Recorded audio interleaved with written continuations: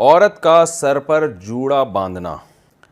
रसूलुल्लाह सल्लल्लाहु अलैहि वसल्लम ने फरमाया कि क़ुर्ब क़यामत में ऐसी औरतें पैदा होंगी कासियातुन आरियातुन, लिबास पहनने के बावजूद बरहना होंगी।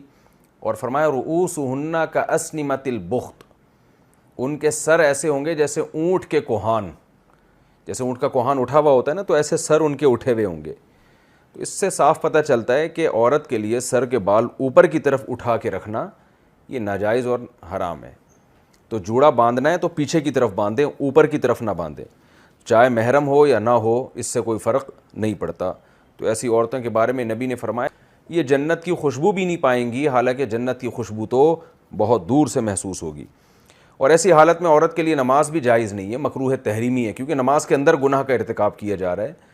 तो जब भी गुनाह के साथ नमाज पढ़ी जाती है तो उसका इआदा लाजिम होता है।